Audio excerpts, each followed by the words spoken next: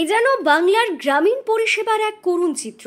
যে সজল ধারা একসময় ছিল সাহেবরামপুর বাসী এলাকার মানুষের জীবন রেখা, আজ তা 2 বছর ধরে সম্পূর্ণ শুকিয়ে পড়ে আছে। দেখে বোঝার উপায় নেই এটি কোনোদিনও চলতো মানুষের ভরসার প্রতীক হিসেবে। স্থান জলঙ্গি ব্লকের গুরুত্বপূর্ণ সবজিহাটের ঠিক পেছনে।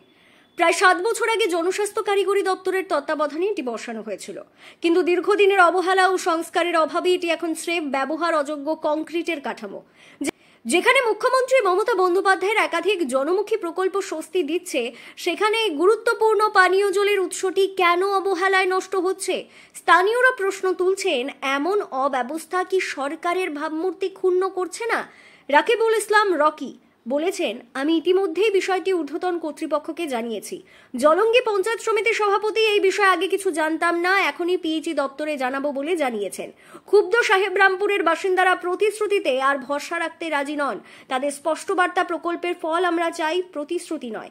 যদি অবিলম্বে এটি সংস্কার না করা হয়, তবে মানুষের সরাসরি দাবি সরকারি কর্মীরাই সজল ধারাটা তুলে নিয়ে চলে যাক। অকেজো কাঠামো দেখতে দেখতে আমরা ক্লান্ত।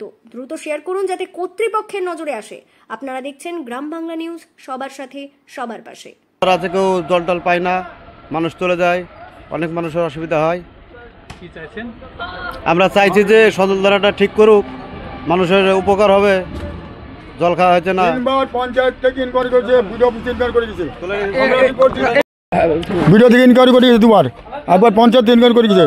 ওই বলছে 15 দিনের মধ্যে করে দেবো 2 বছর হয়ে গেল, 2 বছরের মধ্যে কাজ করেনি। নতুন সজল ধারা হওয়ার পরে কতদিন চলে? 5 বছর চলেছে।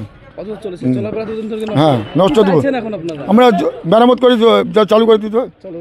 আপনাদের কতটা সমস্যা হয়? সমস্যা ভালো সমস্যা, গ্রামের লোকের সব পানি খেতে ওখান থেকে, প্রত্যন্ত গ্রামের লোকের। এই গ্রামের সম্পূর্ণ সজল ধারা নাই, একটা সজল ধারা।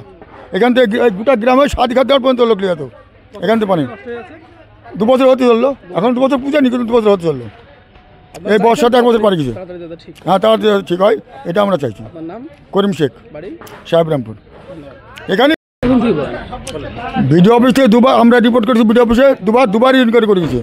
এই করে দেবো, এই করে দেবো করে একবার আসলো, দেখে গেলো, দেখে বলছে নাম্বার দেন। আমরা নাম্বার কোথায় আপনারা দেখলেন? আমরা কি নাম্বারে বুঝি? তারপরে নাম্বার না করলে তো আমরা করতে পারবো না বলে ওরা চলে গেলো একদল। তারপর দুদল বলে আমরা টেন্ডার পাইছি, একজন এসে বললো, তো টেন্ডার এসে করে দেন, 15 দিন করে দেবো।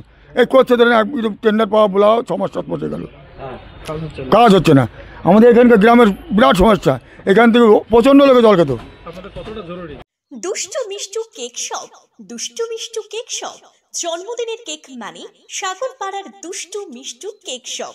এখানে বিভিন্ন ধরনের বার্থডে কেক, বিভিন্ন ফ্লেভারের cake, ice cream, pizza, burger, patties, Cadbury, chocolate এবং বিভিন্ন কোম্পানির কোল্ড ড্রিঙ্কস পাওয়া যায়।